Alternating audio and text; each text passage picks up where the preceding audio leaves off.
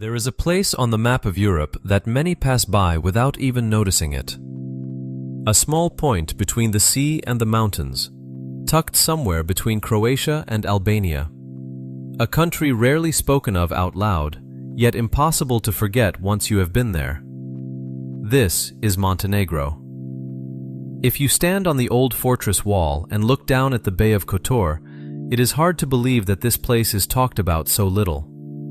The water here is so calm and so deep that it feels as though an entire other country is hidden beneath it. The mountains rise straight out of the sea, without warning, without any gradual transition, as if nature decided not to waste time on half measures. The morning light settles onto the cliffs slowly, layer by layer, and it seems as though the mountains themselves change color right before your eyes, from gray to pink, and then to gold. Below, at the foot of the fortress walls, the town is still asleep, and only the cries of seagulls break the silence as they circle over the water, searching for the morning's catch. Many people come here for these views, for the bays, the old towns, the narrow streets smelling of sea and stone. And it truly is worth coming for. But the longer a person stays here, the more clearly they understand one simple thing. The most interesting thing about Montenegro is not the scenery. To understand that, you need to look beyond the pretty picture shown on postcards. And that journey begins in the Bay of Kotor. From above, the bay looks like a massive lake surrounded by towering limestone cliffs. These cliffs stand so close together that it feels as if nature itself built a fortress around the bay's calm waters to protect it from the outside world. Down at the harbor, cruise ships slowly make their way toward shore, so large they look like multi-story buildings floating on water. Every day they bring thousands of people here. These ships appear on the horizon even before dawn, gliding slowly between the mountains like giant white shadows. Locals who wake up early have long grown used to this sight.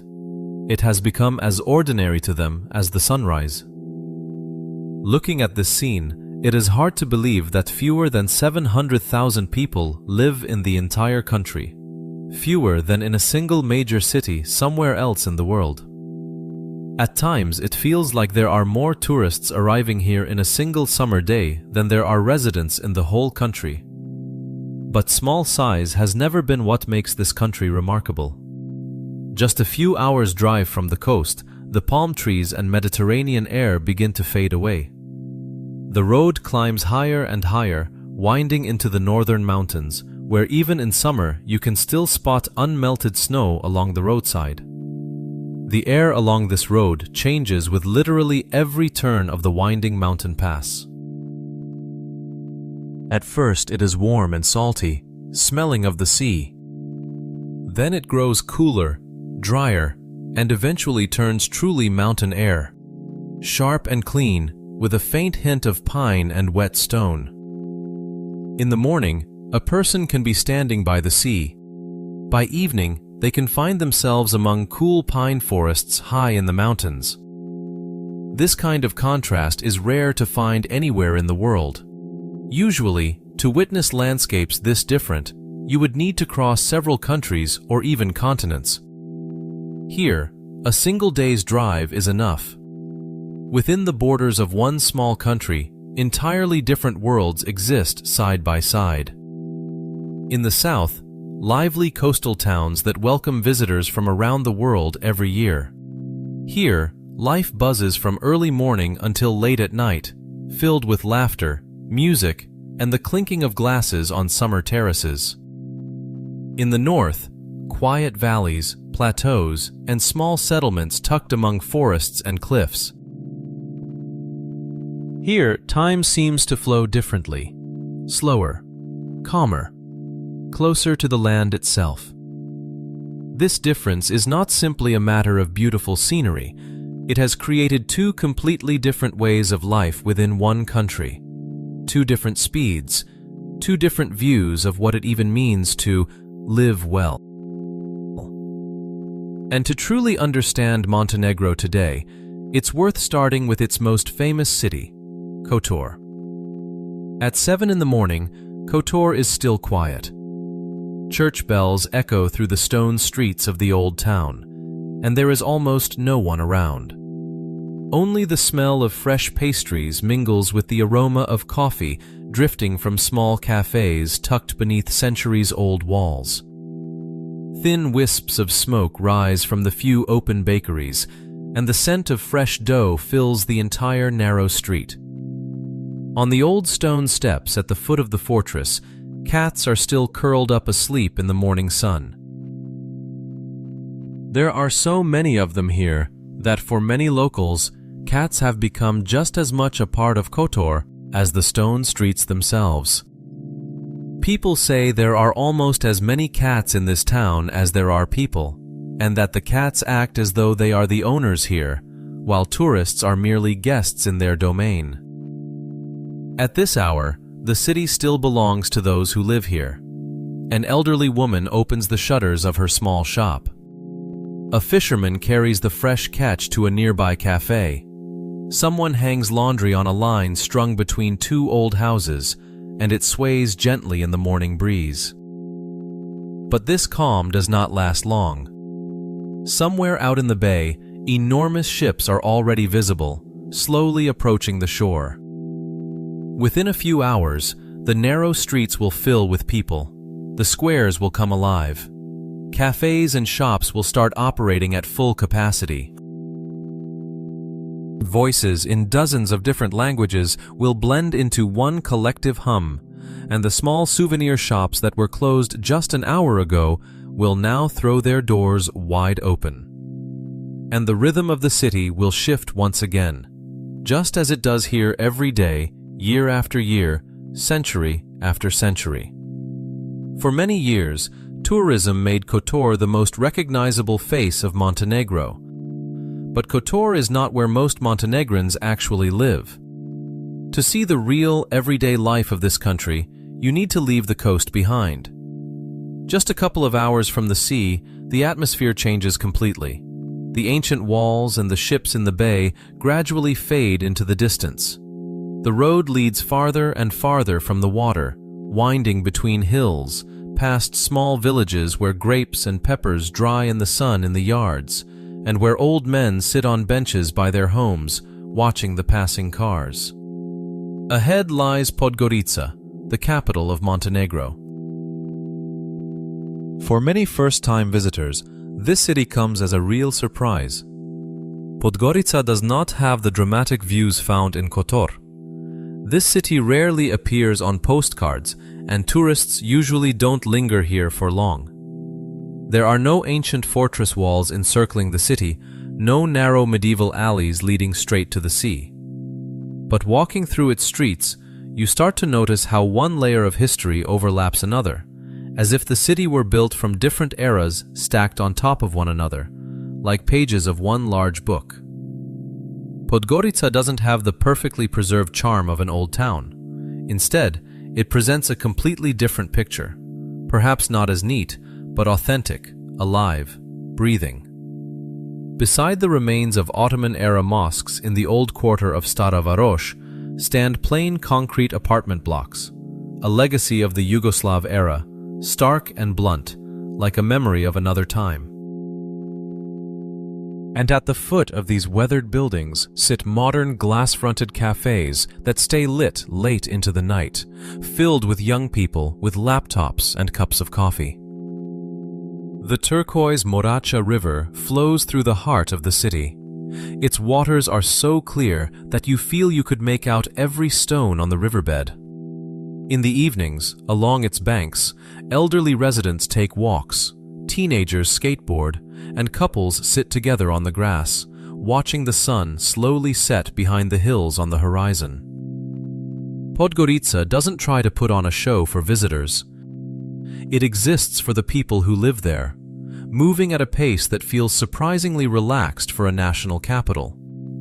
And yet, this is where most of everyday life in Montenegro actually happens. From early morning, cafes are already full of people. Many spend hours over a single small cup of coffee, talking with friends, colleagues, or simply enjoying each other's company. This isn't a rushed breakfast on the go. It's an entire ritual stretched over an hour or two, where time seems to stop mattering. At first glance, this might look like nothing more than an ordinary habit. But the longer you observe it, the more clearly you see.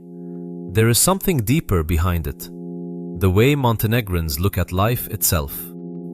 And they have a special word for it. We'll talk about that word and what it truly means next. Because the real story of Montenegro doesn't begin with mountains or the sea. It begins with people, with how they live, what they talk about over morning coffee, and why one small country holds so many completely different lives within it. Montenegrins have a word that is hard to translate into other languages in a single phrase. Polako.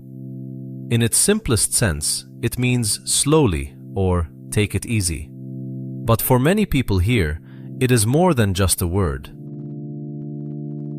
It is a way of looking at life, a way of breathing, a way of existing in a world that keeps getting faster and faster around them. It is a reminder that not everything has to happen at full speed, and that rushing is not always the same thing as being productive.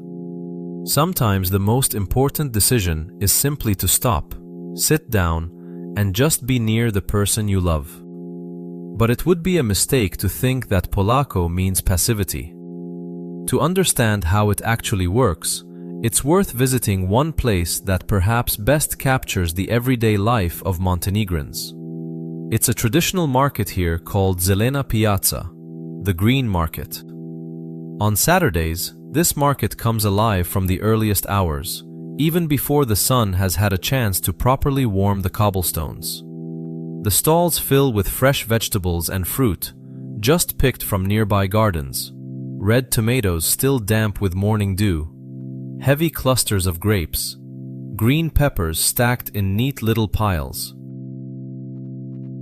You can find mountain cheese wrapped in oiled paper, thick, dark, wild forest honey, jars of homemade olives brought in from nearby villages in old cars whose trunks are packed to the brim with harvest. No one here is ever in a hurry.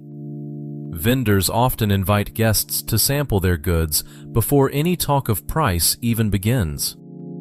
A slice of cheese or a spoonful of honey easily turns into a conversation about the weather, this year's harvest, or the latest local news. The conversation might stretch on for 10 or 15 minutes, and no one waiting in line shows even a hint of impatience. Here, that's simply how things are. Many people come to this market not to shop at all. They come to meet friends, check in on neighbors, and exchange a few words with familiar faces they see here every week. Sometimes for years, even decades. For many Montenegrins, Zelena Pijaca is more than just a place to buy food. It reflects the way local communities have preserved their connections to one another for centuries. A thin, invisible web of relationships that holds entire communities together. This same simple philosophy is visible in another important moment of the week: Sunday family lunch. Sunday in Montenegro often begins at a large family table set out in the yard, under a grapevine or the shade of an old walnut tree. On it, fresh homemade bread, still warm from the oven, local cheeses, meat dishes that have been slow cooked for many hours, sometimes since early the previous day. But for many families, food here has never been the most important part. The real meaning of these meals lies elsewhere, in the fact that everyone still makes time to sit together, setting aside phones, tasks, and worries for at least a few hours a week. When the meal is over, no one rushes to leave the table. Conversations continue, drifting from one topic to another with no set plan. Older family members tell stories from their past, times the younger generation only knows from hearing about them. Children play nearby in the yard, chasing each other between the chairs, and the gatherings themselves often stretch out far longer than anyone originally planned, sometimes all the way until sunset. In many parts of the world, the pace of modern life has long pushed such moments aside. Work, screens, endless rushing have eaten into the time that once belonged to family. But in Montenegro, they remain a familiar, ordinary part of life. Not a rare celebration, but an average Sunday. And this spirit lives on beyond the family table. You can find it in small cafes, in markets, on benches in the shade of trees right in the middle of the city. It's completely normal to see people spending hours over a single cup of coffee, talking with friends, or simply watching life go by. The passers-by, the pigeons on the square, the play of light on old stone facades. That's exactly what Montenegrins have their special word for, Polako. But the idea that Montenegrins live slowly in everything would be incomplete. When summer arrives, the ancient stone streets of Kotor become livelier than ever. During the days of the Kotor Carnival, colorful parades wind through the old town. Elaborate masks and street bands turn the whole city into one giant open-air stage. Music plays from literally every alley, and carnival costumes flash bright colors against the backdrop of the gray old walls. Montenegrins really do live at a relaxed pace in their daily lives. But they know just as well how to meet the right moment with full energy and enthusiasm, as if saving up their strength all year just for days like these. A strong bond with family, friends, and community is visible everywhere here. In the way neighbors greet each other on the street, in how strangers easily strike up conversation, in how any occasion, a wedding, a holiday, even an ordinary Sunday lunch, becomes a reason for everyone to come together. And yet, behind these seemingly simple gatherings and conversations, more practical topics often lie hidden. Conversations quietly shift toward work, the cost of living, opportunities available abroad. Someone brings up a cousin who left to work in Germany. Someone talks about a neighbor's son who now works on a large ship somewhere out at sea. If you spend enough time here just listening to these conversations, a different side of Montenegro gradually comes into view. Less festive, more uneasy, but no less real. And that's when the story stops being simply a story about culture and lifestyle. Because life in Montenegro has always been deeply shaped by the country's geography and climate, and the fate of every individual family has depended on it too. Along the Adriatic coast, the warm summer months have turned coastal towns into some of the most important tourism centers in the entire Balkan region. As soon as the first visitors start arriving, in Kotor, Budva, Herceg Novi, thousands of hotels, restaurants, and small guest houses enter their busiest season of the year. The streets fill with the glow of signs, the sound of music from open-air bars, and the laughter of vacationers. For many local families, the income earned in just a few summer months plays a decisive role and helps them get through the rest of the year, paying bills, getting kids ready for school, setting a little aside for a hard winter. But just a few hours' drive from the coast, both the landscape and the way people make a living begin to change. The rugged northern mountains, with their difficult terrain and long winters, don't offer the same conditions for large-scale economic activity found along the coast. Instead, local communities make use of mountain pastures for raising livestock and cultivate small plots of land scattered throughout the valleys, where every family has known for generations which soil is best suited for what. Around Lake Skadar and along the rivers, fishing remains a familiar part of everyday life, just as it was for the great-grandfathers of today's fishermen. It is these geographical differences that have created such different ways of making a living within one small country. While coastal towns move to the rhythm of the tourist season, Many mountain regions continue to live in close connection with the land, the pastures, and the natural resources around them, barely noticing the seasonal shifts in tourist traffic happening far away by the sea. From the outside, Montenegro may appear to be a country clearly benefiting from the growth of tourism. But the deeper you look into everyday life, the clearer it becomes. This country's economy is made up of many completely different pieces, just like its landscapes and its people. And not everyone in this picture has an equally easy life. From above, the island of Sveti Stefan looks like a cluster of red-tiled rooftops rising straight out of the deep blue waters of the Adriatic. Dozens of old stone houses stand side by side on a tiny island, connected to the mainland by a narrow stone causeway that stretches across the water like a thin thread, laid down by someone many centuries ago and resting on the shallows ever since. From a bird's-eye view, this island looks almost like a toy, its houses arranged so neatly, its shoreline curving so symmetrically around it. This view has long become one of the most recognizable symbols of tourism in Montenegro. It appears on postcards, on the covers of guidebooks, and at the opening of nearly every video ever made about this country. But what makes Sveti Stefan truly remarkable isn't just its beauty. Few people know that this island was once an ordinary small fishing village, founded back in the 15th century. For centuries, life here revolved around fishing boats and the simple day-to-day lives of coastal families.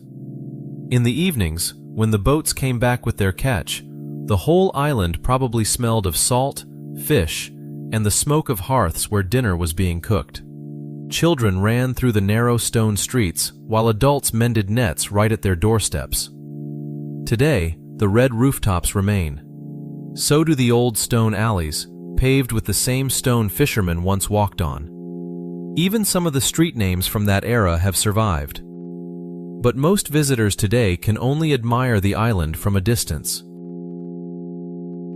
The island that once belonged to fishermen has become an exclusive luxury resort, accessible only to a select group of guests. Crossing the small stone bridge, free and open to everyone for centuries, is now reserved for those who can afford a room in one of the most expensive hotels on the coast. Locals who grew up nearby sometimes talk about how their grandparents once lived right in these very houses, the same ones where wealthy guests from around the world now stay. Entire families were once relocated from the island to make way for its new appearance. Perhaps nothing illustrates the changes that have taken place in Montenegro as clearly as the story of Sveti Stefan. From a modest coastal settlement, it transformed into a symbol of luxury on the Adriatic coast, and at the same time, into a reminder of how quickly the life of an entire community can change once the world suddenly discovers the beauty of your home. But not everyone in Montenegro lives in a world of luxury resorts. Even before the morning sun manages to break through the thin layer of mist over Lake Skadar, small wooden boats are already quietly pulling away from shore. At this hour, the water is completely still, like a mirror, with fog lying low over its surface like a thin, milky blanket. Across the vast lake, the sound of tourist boat engines sometimes blends with the sound of local fishermen's oars, who prefer the old, quiet way of moving across the water. No noise, no rush, just the splash of oars and the occasional cry of a heron somewhere among the reeds. For visitors, Lake Skadar is one of the most beautiful natural spots in Montenegro. Here you can see water lilies covering entire stretches of the lake in a solid green carpet. Flocks of birds arriving from all over Europe, and mountains reflected in the calm water so clearly that at times it's impossible to tell where the real landscape ends and its reflection begins.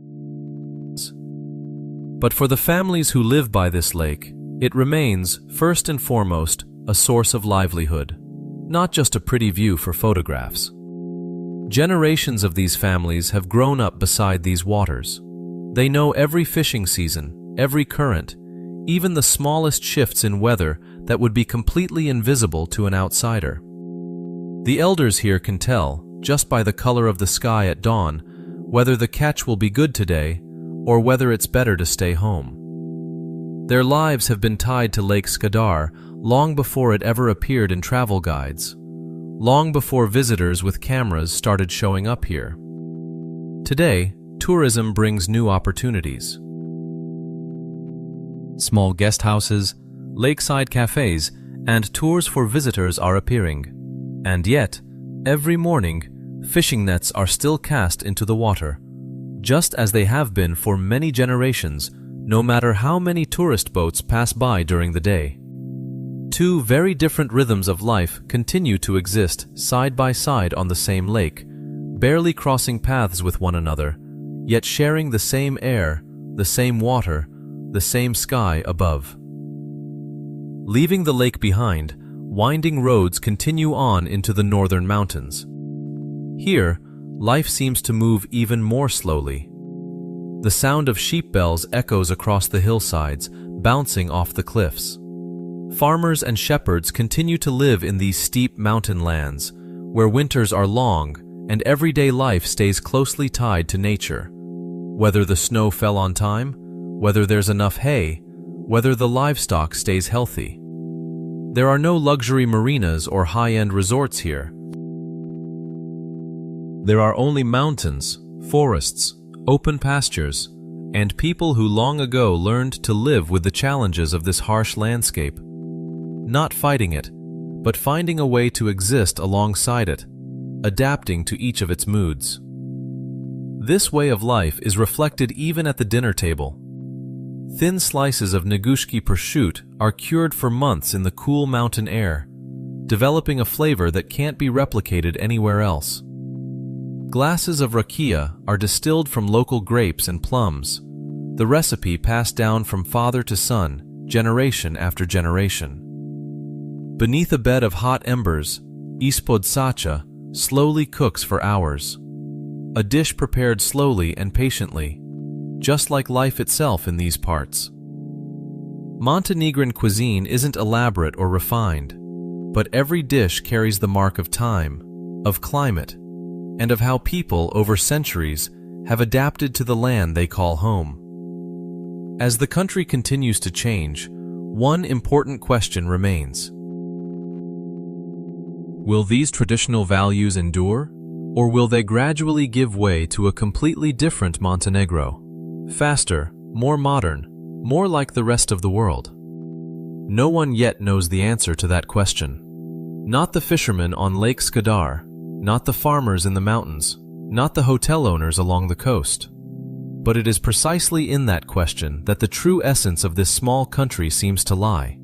A country that stands still and changes at the same time, that holds on to its past while opening itself to the future, that remains quiet and yet remarkably alive. This country does not live only in the present moment. Beneath the growing cities, beneath the fresh asphalt of new roads, beneath the noise of increasingly busy tourist spots, layers of memory still remain that refuse to vanish without a trace, dissolving into the flow of new times. You only need to look at the hill above the Adriatic coast, where the Kosmach fortress still quietly stands, patiently enduring the blows of wind and weather, year after year, decade after decade. This fortress was built by the Austro-Hungarian Empire back in the 19th century, as a symbol of power and strength, a sign that this land now belonged to a new master. Back then, it must have seemed that such structures would stand forever, that the power that built them would never leave these shores. Today, the fortress has become little more than a weathered shell of gray stone. Wind whistles through the empty gun slots, where soldiers once stood ready with their weapons, watching the sea for approaching ships. More than a century has passed. The soldiers who once stood guard here are long gone, and along with them went their names, their stories, even the memory of why exactly they stood there. The great empire that built this fortress has also ceased to exist, dissolving into the pages of history books, leaving behind only a handful of ruined walls like this one, scattered across Europe. And yet, these cracked walls remain on their hilltop, standing as silent witnesses and reminders that this land has endured far greater upheavals than the calm it shows to a passerby today. Unlike the ruins of Kosmac, the memory of the Yugoslav era isn't kept on cliffsides or in museum displays. It lives in the memories of the people who lived through it themselves, in their faces, in their voices, in their expressions as they talk about that time. For many older Montenegrins, Yugoslavia isn't simply the name of a country that no longer exists on the map. It was their youth, their first love, their first job, their first independent steps into adult life. Over cups of strong black coffee, they still recall long train journeys across the entire Balkan peninsula, summer vacations by the sea, when the whole extended family would gather in one small house on the coast, and that remarkable feeling of belonging to a country far larger than today's Montenegro. They remember factories that once operated at full capacity, remember neighbors of other nationalities they lived side by side with, without any division. Remember holidays that the entire country celebrated together, from one end to the other.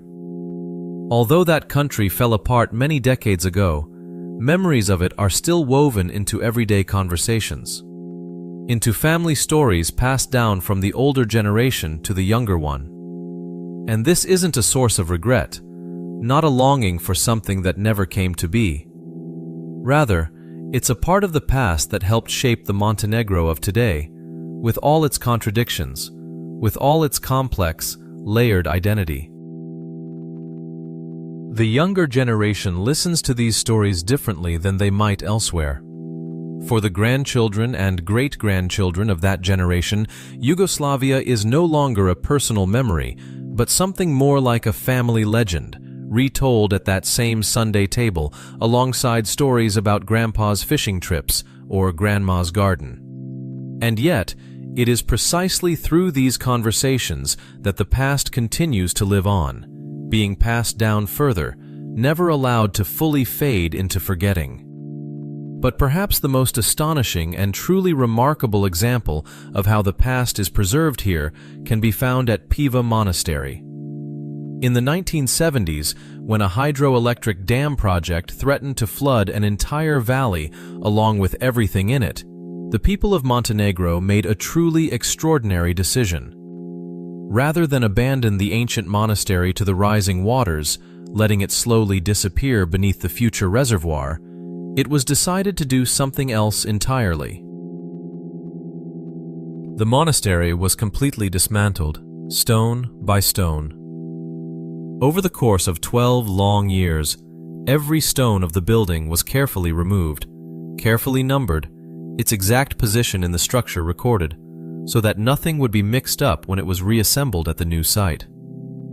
More than 1,000 square meters of 16th century frescoes were painstakingly detached from the walls, millimeter by millimeter, by specialists who understood that they were holding in their hands not just paint on plaster, but a priceless piece of history that could not be damaged by even a single wrong move. Then, piece by piece, stone by stone, the entire monastery was rebuilt at a higher location, exactly as it had been before, as though it had never left its original form at all. This wasn't simply the relocation of a building from one place to another. It was a genuine struggle against the relentless march of change, a struggle to preserve a piece of their own identity and heritage, to keep progress from wiping away something that had taken centuries to build. That same determination can be seen on the sheer cliffs where Ostrog Monastery stands. Even as the outside world changes at a breathtaking pace, hundreds of thousands of pilgrims continue, year after year, to make the difficult, exhausting climb up the steep mountain road leading to this place. They endure this hard journey for one purpose only: to kneel at the entrance of a small cave sanctuary, seeking comfort and spiritual strength, just as their ancestors did for many generations before them. The road up is narrow, rocky, sometimes dangerously steep. In summer, it's unbearably hot here, and in winter the road can be buried in snow. But none of that stops the people who keep coming here, year after year, decade after decade, no matter what is happening in the rest of the world. Standing at the walls of this monastery, carved literally into the rock, it's hard not to feel just how deeply rooted the connection is here between people, faith, and the land that surrounds them. Through all these changes, through the rise and fall of empires, through the collapse of entire nations, through new roads and new borders, nature remains one of the few constants that continues to connect the people who call this land home. Beyond the divide between the loud, luxurious life of the coast and the quiet, peaceful life of the country's interior, there is one thing both worlds share. In Montenegro, nature has never been something separate from everyday life, something that exists only to be admired by tourists from afar. It shapes how people here live, how they move, how they adapt to the land around them, year after year, generation after generation. High on the snow-covered peaks of Durmitor, visitors arrive from far away, bringing skis and snowboards with them. For them, these steep mountain slopes are the perfect playground for adventure. They buy a few days of active recreation, enjoying the crisp mountain air that cuts through the dark evergreen forests around them. But just below these same resorts, snow means something entirely different. For local residents, it signals the start of long months of forced isolation. Elderly farmers hurry to bring their sheep into sheltered barns, carefully check the firewood they've gathered and dried since summer, knowing that ahead of them lie long, cold months when the nearest town might be unreachable for weeks at a time. The very same snowfall carries two completely different meanings. For one group of people, it's recreation and enjoyment. For the other, it's part of an ongoing struggle simply to endure and survive another winter. Far below, in a deep canyon, the Tara River rushes through narrow rocky walls and steep cliffs. Along its banks, excited shouts ring out, tourists in inflatable rafts battling the rushing rapids, chasing the thrill they came here for in the first place. That is the visible, showcase side of the local tourism industry. But step just a little away from the busy rafting launch points, and a completely different Tara comes into view. Quieter, far more deeply connected to the everyday life of local people. For generations, the communities living along this valley have never viewed the river as a thrill-seeking attraction. For them, the Tara River has always been a precious source of water for irrigating small terraced fields cut into the mountain slopes. It has provided a way to fish in the cold mountain waters. And it has served as a quiet lifeline that continues to sustain the unhurried rhythm of life in the remote villages scattered throughout this region. That same shared connection can be seen along the roads winding through the Dinaric Alps. The narrow ribbons of asphalt twisting across the mountainsides are used not only by rental cars full of tourists admiring the scenery out the window. These same roads carry old trucks loaded with farm produce headed for local markets, their engines straining on the steep climbs. These same routes are traveled by aging buses carrying children from mountain villages to school and back. There are no wide highways here. Everyone shares the same roads, moving at the unhurried pace dictated by the harsh mountain landscape and its demanding terrain. Two different worlds continue to exist side by side here. One belongs to those who come here to experience and enjoy the country's beauty. The other belongs to those who have spent their entire lives here. And yet, both worlds exist beneath the same sky, depending on the same mountains and rivers. As more and more people discover places that were once quiet and largely untouched, the question being asked is a different one now. It's no longer about how beautiful Montenegro is. The real question is this: will the communities that have lived alongside these mountains, forests, and rivers for generations be able to preserve their way of life in the years ahead? As tourist buses climb higher and higher into the mountains, and new guest houses spring up where shepherd huts once stood, local residents keep doing what their grandparents and great-grandparents did before them. They herd livestock, cut hay, mend fences, and wait for the first snow, which will tell them what kind of winter is coming, mild or harsh. And perhaps it is exactly in this combination, the ability to embrace the new while carefully preserving the old, that the true character of this land lies. A land caught between the sea and the mountains, between a past that never fully goes away and a future arriving a little more with every passing day. Summer in Montenegro is full of energy and life. But behind the lights of the festival stretching along the entire Adriatic coast lies a completely different reality, one that many young people in this country live in. Their lives are often split into two very different halves. The first half is the intense summer season, when many work 12, even 14 hours a day in restaurants, hotels, and other tourism-related jobs. Shifts begin before sunrise and end well past midnight, once the last guests have finally gone off to their rooms. At the height of the season, a young waiter in Budva might serve more tables in a single evening than over several days at any other time of year. Their arms ache from carrying trays, their legs throb from endless trips between kitchen and terrace, and by the time the last guest finally asks for the bill, their mind is barely functioning from exhaustion. But the pay they earn during these months is often more than they could make the rest of the year working any other ordinary job in this country.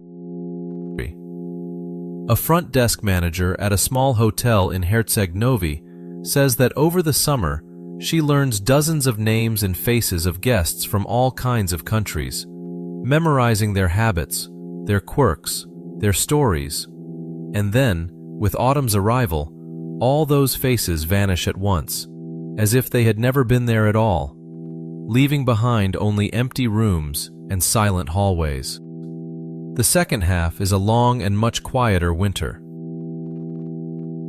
When the last visitors leave and silence returns to the coastal towns, many young people once again find themselves facing a familiar question: what comes next? This contrast becomes most visible when November arrives. The beaches of Budva and Tivat, once crowded with people, suddenly become strikingly empty. Restaurants board up their windows and close their doors. Massive cruise ships stop arriving at the ports. Just yesterday there was music here, laughter, the clinking of glasses, and today all you can hear is the wind and the occasional footsteps of a lone passerby along the empty waterfront. Then the wind known here as the Bora begins to blow. These cold northern winds rush through the mountain passes and sweep down toward the Adriatic Sea, tearing away the warmth of the Mediterranean climate that had, until recently, felt like something permanent and unshakable. During these long winter months, life seems to almost come to a standstill. Seasonal jobs come to an end. Young people who worked as waiters, tour guides, or hotel receptionists suddenly find themselves with plenty of free time, but far less income than they had just a few weeks earlier. It is during these quiet winter months, when gray skies and endless rain settle over the region, that worries about the future become impossible to ignore. Empty streets, closed shutters, the occasional passerby hurrying home in the rain, all of this paints a completely different picture of the town than the one that existed just a few weeks before. Cafes where it was impossible to find a free seat in summer now stand half empty, and owners pass long hours chatting with the few regulars still around, discussing the same thing over and over: what to do next season and how to get by until it begins. Many young people at this point start recalculating what they managed to earn over the summer, stretching that money across the months ahead, putting off major purchases, cutting corners even on small things that felt completely insignificant back in summer. Many at this point begin looking for opportunities somewhere else. One-way flights to Germany or Austria, long-term contracts aboard international ships. All of this has long become a familiar part of life for many Montenegrin families. Some leave for just one season, hoping to earn a bit more than they could at home. Some leave for years, promising themselves and their loved ones they'll come back once they've saved enough money. And some leave without really knowing whether they'll ever come back at all. At the bus station in Podgorica, mornings often bring the sight of young people with large bags hugging their parents goodbye. Mothers try to stay composed, though tears well up in many of their eyes. Fathers offer last bits of advice that no longer really matter as much as simply being able to say something before parting. The bus pulls away, and for a long while, those staying behind keep waving, waiting for the next phone call or message from somewhere in another country. Some of those who leave eventually build a new life there, make new friends, even start new families, and gradually their home country turns into a place for short summer visits rather than permanent living. Others count down the days until their return, saving every bit of money they earn just for the moment when they can finally come home for good. And yet, the story doesn't end there. Some people choose to return home after spending years working abroad. Not because they became wealthy, but because they came to realize one important thing. The gray winters of the north, the rush and pressure of big industrial cities, cannot replace the warmth of family, the salty breeze of their home coast, or the simple pleasure of a long conversation with friends over a familiar cup of coffee. Some leave in search of a better future in distant places. Some have to travel very far away before finally realizing where they truly want to return. And between the flights leaving Montenegro each week and the quiet homecomings that happen at sunset, the story of this country's younger generation continues to unfold. There's no single right answer here, because in the end, each person is simply trying to find a life they believe is worth living.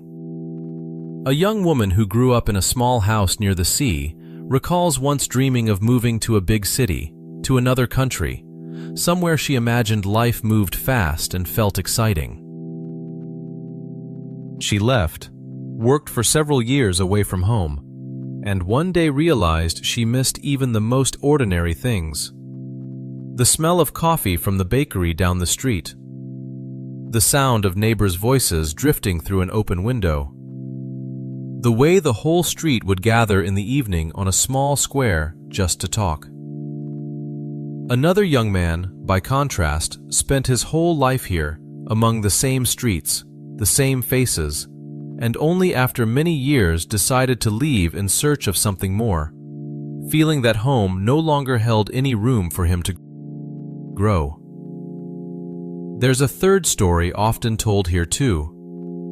A man who spent nearly 10 years working on a large cargo ship that traveled half the globe eventually decided he'd had enough.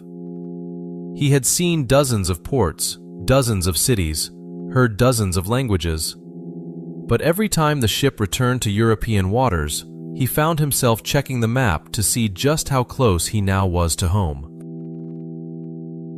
Eventually, he stepped off the ship for the last time and bought a small house overlooking the very bay where he grew up. Today, he runs a small boat for tourists and every morning watches the same sunrise he used to watch as a boy, sitting on those very same rocks. Both of these paths are right, and both are incomplete at the same time, because life rarely fits into one simple story with a clear beginning and a clear ending. Montenegro still stands where it has always stood, between limestone mountains and the deep blue waters of the Adriatic Sea. A small country that nonetheless holds remarkable contradictions within it. Between the sea and the mountains,